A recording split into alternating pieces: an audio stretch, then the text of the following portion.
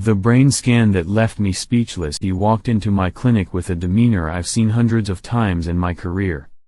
Tall, strong, steady stride, booming voice. "I'm perfectly healthy, doc. My wife's just overreacting, making me come for a checkup." Then he laughed, tapping his head. "My brain's sharper than the young ones these days." I laughed along. But when I placed his MRI brain scan up on the screen, I fell silent. Not because I didn't understand, but because I knew exactly what I was seeing. A faint bright spot deep in the left hemisphere. Not a tumor, but a small area of ischemia, a silent injury that had been forming for months, maybe a year. He sat there, speechless. No more jokes. Just the look of someone who'd had a curtain pulled back before his eyes. I still remember his gaze at that moment. Half shocked, half afraid. And a question I'll never forget: "If I feel fine, why doesn't my brain agree? I'm a brain doctor. I've reviewed thousands of scans. But some moments still leave me quiet. Because when the brain speaks, it doesn't scream, it whispers. And if we ignore it, the price isn't just memory. It could be your voice, your independence, your very self. And that is why I'm sharing this story with you. Because if you've ever thought I'm fine, I'm still sharp, stay with me. Because the earliest signs of a stroke often aren't numb hands or a crooked smile, but an image no one sees, unless you choose to look. A single brain scan seen 3 years into the future. I know what you're thinking. How could a brain scan possibly predict the future? But let me tell you something I and thousands of fellow neurologists have seen far too many times. When the patient says, "I'm fine," the MRI says, "Not quite." MRI doesn't see how you feel. It can't be fooled by days when you feel alert, happy, or afternoons spent reading as usual. It only sees blood vessels and brain cells, places that don't know how to lie. I've seen brain regions slowly losing blood, little by little, day by day. Before the patient started mixing up words. Before they paused mid-story. Before their family began noticing something had changed. I used to call the MRI a map of the future, not to scare anyone, but to remind you that map can show you the way back if you read it in time. Imagine a forest with fire smoldering underground. No smoke. No smell. No visible warning. Until one day it bursts into flames, burning through your memories and personality. MRI is the only way to see that fire, before you ever smell the smoke. Some people wait. Wait until they say the wrong grandchild's name. Wait until they call their child and forget why. Wait until they feel their hand weakening. But there are others who choose to act early. They don't wait for a stroke to feel regret. They read their brain scans like a silent history their brain has been writing. And you know what? Those people are often the ones who stay whole for much longer. 3 brain scans, 3 fates. One kept his memories, one lost her voice, and one is no longer here. I want to tell you about 3 people, 3 MRI scans, taken at 3 different moments. But each one was a life or death turning point. Ronald, the one who kept his whole self. Ronald, 68 years old, a retired teacher in Oregon. He came to see me because he sometimes forgot to lock the door. No obvious symptoms, no major underlying conditions. The MRI showed a few tiny spots, microinfarct, signs of minor ischemic damage in the frontal lobe. He didn't feel anything. But the scan saw it all. In the very first month, he started walking every morning, quit drinking, improved his sleep, and adjusted his blood pressure. He called it paying off brain debt early. 3 years later, I still saw him walking with his wife. Still speaking clearly. Still writing in his journal every week. His follow-up scan showed no new damage. Because Ronald saw the fire while it was still a tiny spark. Linda, the one who no longer had her voice, Linda, 72, lived in Santa Fe. She didn't want a brain scan. I feel fine, I talk normally. Only sometimes. She paused mid-sentence, as if losing the word. We persuaded her for weeks before she finally agreed to the scan. MRI found decreased blood flow in the Broca's area, the language center. But she didn't believe it then. Doctor, you're exaggerating. She didn't change anything. Still stayed up late, still ignored her blood pressure, still thought she was fine. 7 months later, she had a mild stroke. No paralysis. But her voice was no longer the same. She told stories out of sync. Short sentences. Unclear tones. I looked into her eyes, still aware, still knowing but unable to express like before. Jeffrey, the one who never got a second chance. Jeffrey was a patient I never saw a second time. He scheduled an MRI because of frequent afternoon fatigue. But then cancelled. I'm fine, probably just my diet. We called him back. He said he'd reschedule. 3 weeks later, his wife called. He had a massive sudden stroke. Lost consciousness at the dinner table. Was rushed to the ER. But it was too late. After the funeral, his wife still kept the unused MRI appointment slip. 3 scans. 3 choices. 3 different outcomes. You have the right to doubt what you haven't yet felt. But please don't wait until your brain loses its voice to start listening. The fear of knowing the truth, sometimes it's not that we don't know, but that we don't want to know. I once asked a 72-year-old man, "Why don't you want a brain scan?" He looked at me for a long moment and replied, "No jokes, no dodging, because I'm afraid I'm not as strong as I think I am." That answer left me speechless. Not because I was surprised, but because it was so true for the thousands of older adults I've met. The greatest fear isn't illness. It's realizing we're no longer as strong. No one wants to hear a doctor say, "Your brain is showing early signs of damage." Even though the truth is, if caught early, that damage can still be reversed.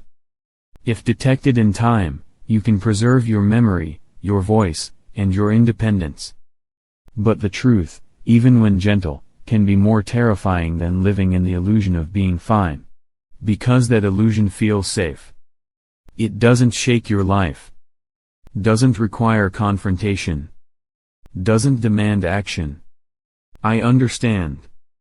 I don't blame you. We grow up seeing strong fathers, mothers, brothers, sisters, people who never tire, never forget, never need care. And as we age, we want to hold on to that image. Even though, inside, the body has been sounding quiet alarms for a long time. A 74-year-old woman once told me, "Doctor, I'm not afraid of dying. I'm just afraid of waking up one day and no longer being myself." That's exactly what silent brain damage does. It doesn't take you away in a day. It eats away piece by piece memory, language, sharpness until you're still alive. But no longer you. And if you're afraid of knowing the truth, I want you to remember this: knowing early doesn't make you weaker. Knowing early helps you stay stronger, longer. And an MRI is not a sentence. It's an opportunity. A truthful mirror so you can see what needs to change, before it's too late. No symptoms might be the most dangerous. When the brain goes quiet, that's when you should be most alert. Many people still believe, if I haven't had facial numbness, if I'm not slurring my speech, then I'm fine. But in my 30 years of practice, I can tell you one truth that might send a chill down your spine. Most of the severe stroke patients I've seen had no warning symptoms at all. No headaches. No insomnia. No dizziness. They were walking around just fine until one morning they woke up and couldn't move half their body. Why? Because the brain is the only organ that doesn't know how to cry out in pain. If your liver hurts, you feel tired. If your heart has issues, you get palpitations, shortness of breath. But when your brain's blood vessels begin to narrow, when tiny silent damages appear, the brain sends no clear signals. It just keeps working. Keeps bearing the load. Until one moment it crosses the threshold, and that's when the unimaginable happens. I'll never forget Mr. Sam, 74, from Ohio. He came in because his wife noticed he was forgetting familiar names. MRI showed the hippocampus, the memory center, had started to shrink slightly. I gently explained. He calmly said, "Doctor, that means I haven't lost my memory yet. I'm just getting an early warning, right?" "Exactly. That's not a disease. That's the one chance to turn things around."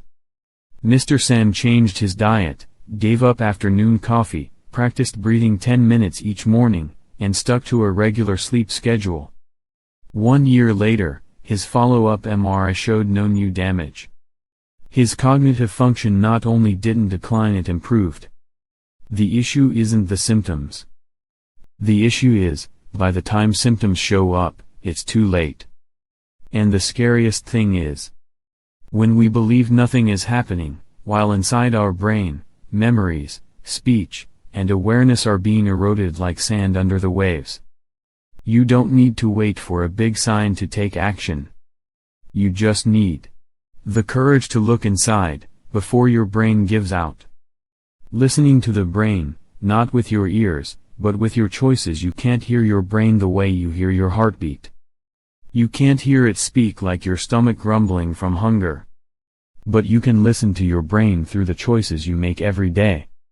A healthy-brained person isn't someone who never forgets. It's someone who always chooses to protect their brain, even when nothing seems wrong. I remember Mrs. Evelyn, 76 years old, living in North Carolina.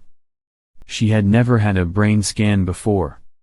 But her daughter is a nurse and had seen too many stroke patients with no warning signs. "My girl begged me to get checked," she said. "At first, I was furious. I was still cooking, shopping, doing yoga. But then she thought again. If one image could show her what was silently happening inside her brain, maybe it wasn't fear. Maybe it was loving herself before things fell apart." Her MRI showed small vessel hardening in the parietal region, a very early sign, no symptoms yet. Since that day, Mrs. Evelyn hasn't skipped breakfast, sleeps before 10 p.m., avoids salty foods, and practices meditation with her church group. She told me, "Now I feel like I talk to my brain every day. Not with words, but with the way I live." That's how you listen to the brain. You don't need ears. You just need to be awake enough to choose right before you're forced to choose. What did you choose for breakfast today? Did you sleep through the night? Did you let yourself sit too long, keeping blood from reaching your brain?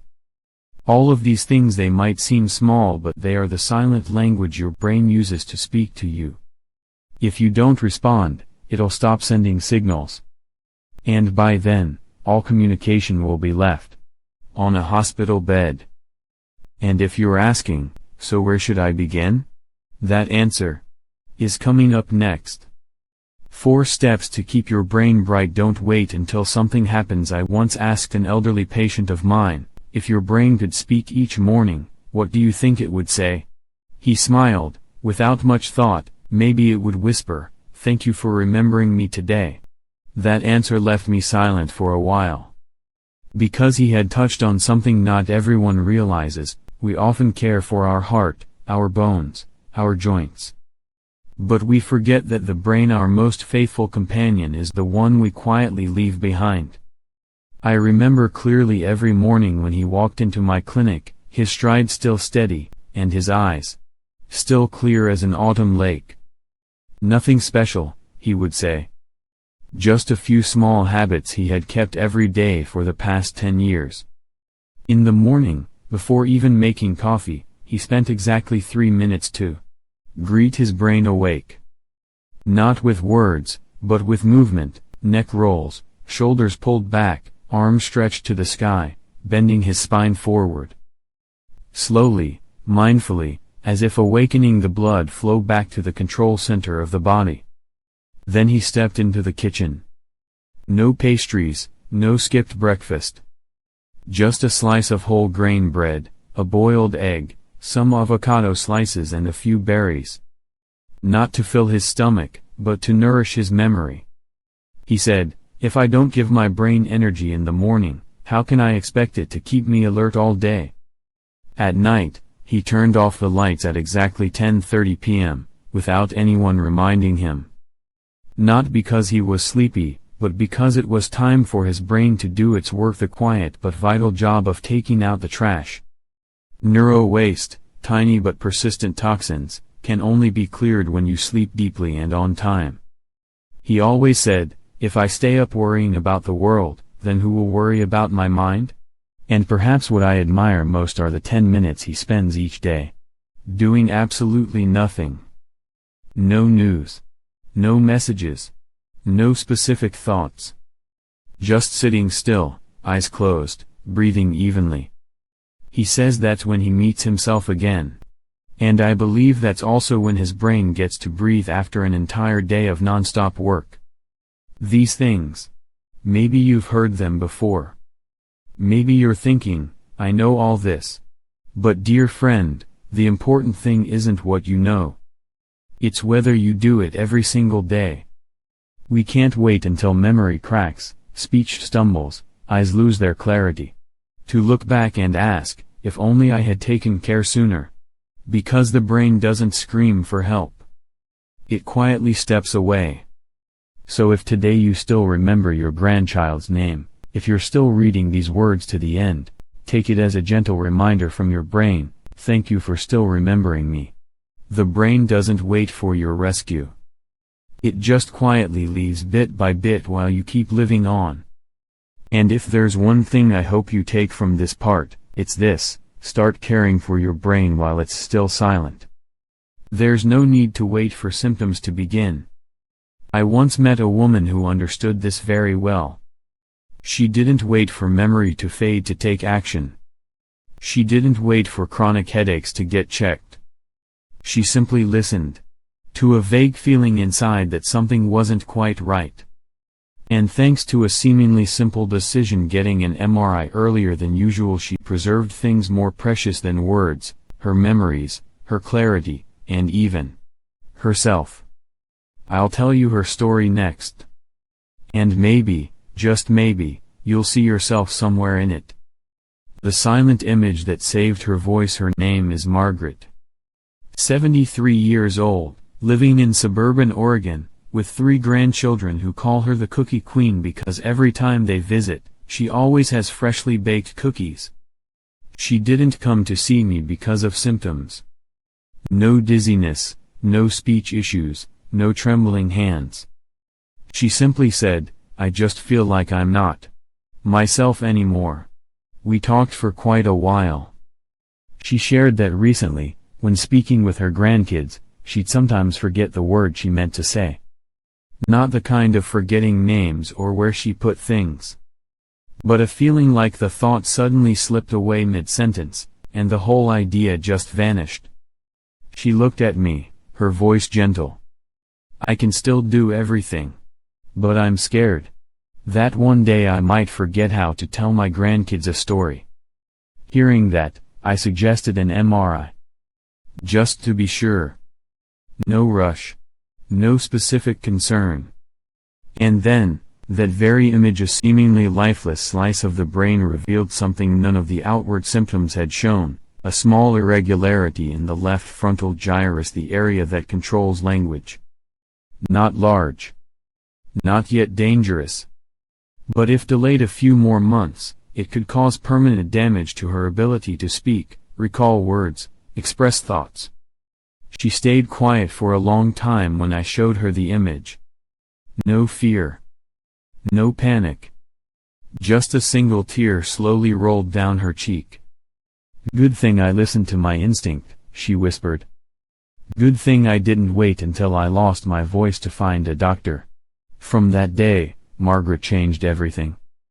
She learned to journal daily to practice expressing herself, joined a gentle yoga class for seniors, ate on schedule, never skipped breakfast, and went to bed nearly an hour earlier than before. 3 months later, at her follow-up visit, she brought her youngest granddaughter.